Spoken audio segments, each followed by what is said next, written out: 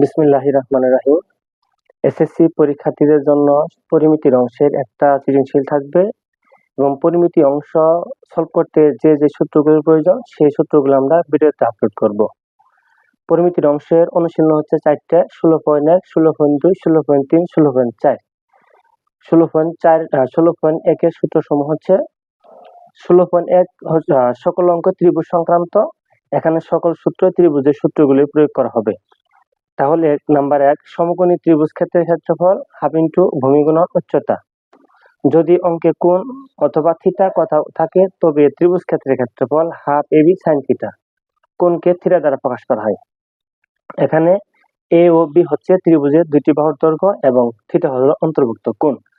যদি ত্রিভুজের তিনটি বাহুর দৈর্ঘ্য পরিসীমা অর্ধ পরিসীমা উল্লেখ থাকে তবে ত্রিভুজ ক্ষেত্রের ক্ষেত্রফল বর্গমূল s into s minus a, s minus b, s minus c।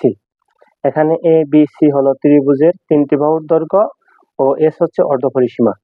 সমবাহু ত্রিভুজ ক্ষেত্রের ক্ষেত্রফল √3/4 গুণন বাহু স্কয়ার। সমদ্বিবাহু ত্রিভুজ ক্ষেত্রের ক্ষেত্রফল ভূমি বাই 4 বর্গমূল 4 ইন্টু সমান সমান বাহুর দৈর্ঘ্য স্কয়ার মাইনাস ভূমি স্কয়ার।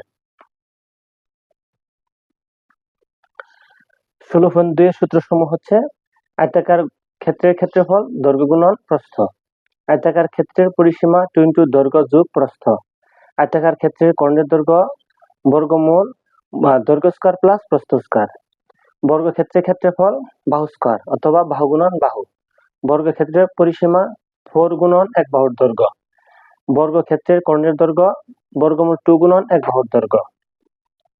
সামান্তরিকের ক্ষেত্রফল ভূমি গুণন উচ্চতা। সামান্তরিকের পরিসীমা 2 ইন্টু দৈর্ঘ্য যোগ প্রস্থ। রম্বসের ক্ষেত্রফল হাফ ইন্টু কর্ণ গুণন কর্ণ অথবা কর্ণদ্বয়ের গুণফল। রম্বসের পরিসীমা 4 গুণন এক বাহুর দৈর্ঘ্য।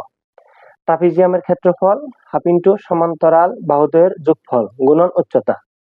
ট্রাপিজিয়ামের পরিসীমা সমান 4 বাহুর যোগফল। 16.3 এর সূত্রসমূহ হচ্ছে 16.3 সকল অঙ্ক বৃত্ত সংক্রান্ত।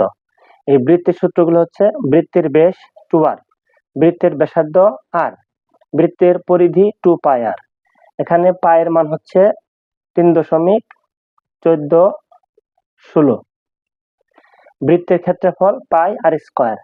বৃত্তচাপের দৈর্ঘ্য পাই আর থিটা বাই 180 ডিগ্রি। বৃত্তকলার ক্ষেত্রফল অথবা বৃত্তাংশের ক্ষেত্রফল থিটা বাই 360 ডিগ্রি গুণন পাই আর স্কয়ার।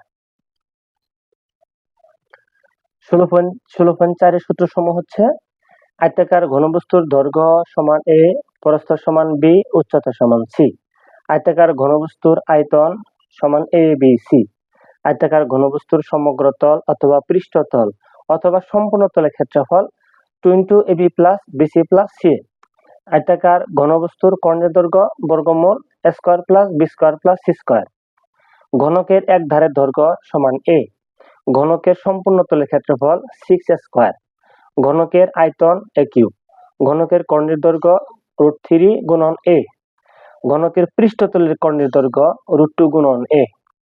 বেলন অথবা সিলিন্ডার এর উচ্চতা সমান h, ভূমির ব্যাসার্ধ সমান r। বেলনের বক্রপৃষ্ঠের ক্ষেত্রফল 2πrh। বেলনের আয়তন পাই আর স্কয়ার h। বেলনের ভূমির ক্ষেত্রফল পাই আর স্কয়ার।